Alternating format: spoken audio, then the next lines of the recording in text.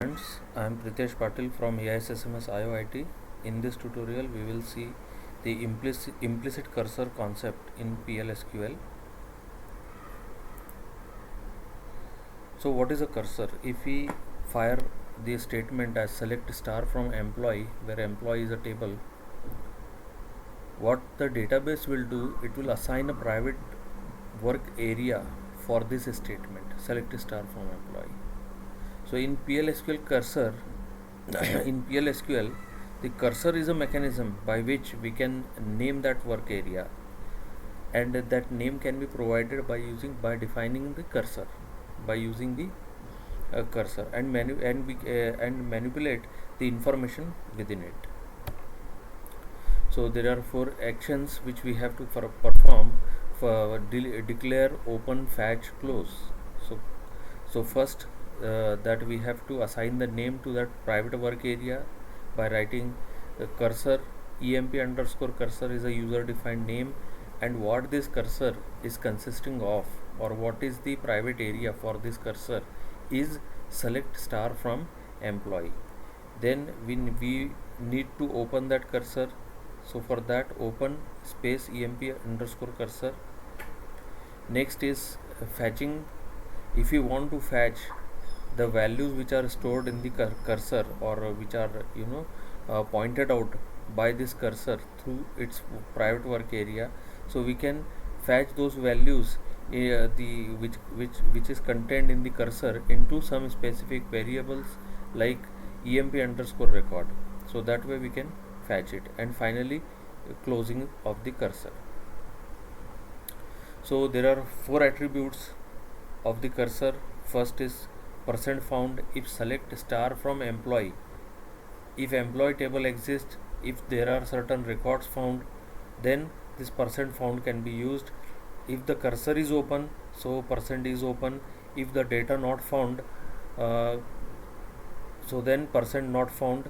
So this we can use, all this we can use in PLSQL statements like dbms underscore output dot put underscore line, and there we can use, or anywhere in any manner if you want to put some exceptions, so there it can be used. And row count, how many rows the cursor's private area, like select star from employee, if there is no predicate condition and 10 records are there, so row count should be 10.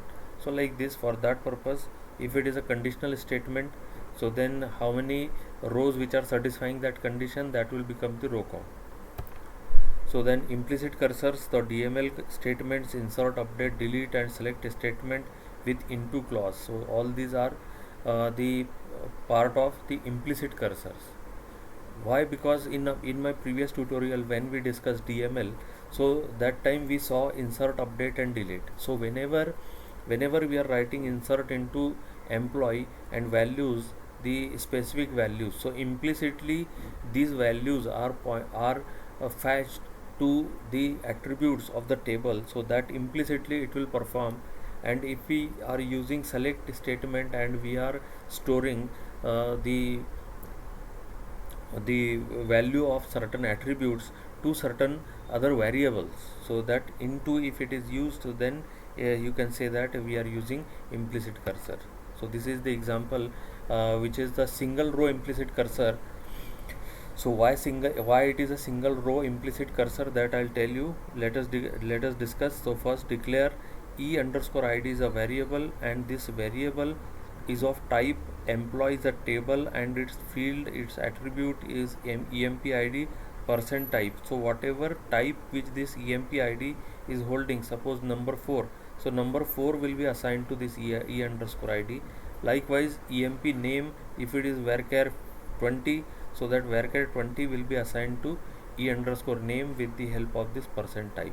So you don't have to describe the table and then go for the checking the data types and then assign to these variables. So by using % type you can directly assign. So then begin body of the PLSQL, and here is the statement which indicates that it is a single row implicit cursor. So select emp id underscore emp name. So these two fields are from the employee table, and here see the into keyword is used. So now select emp id comma emp name. So these values are fetched into or passed into these two variables emp id e underscore name respectively. Now from employee, where emp id is equal to 23, so this 23, because of this 23, and if emp id in employee is a primary key, so 23 will surely occur only once, so it is going to generate only a single row, right? So then that's why it is a single row implicit cursor. So then I want to print the row count, so sql percent row count, so it will print 1. And if any additional messages if you want to print, then put comma and one row selected like this, and finally ending this implicit cursor block. So multiple row implicit cursors now begin. This is also allowed in PLSQL, so directly you can begin the body of the trigger, the PLSQL block. So begin update employee, set emp underscore salary is equal to emp salary plus 5000, means 5000 should be given to all the employees who are working in department with id 1, department id 1, right? So this update query.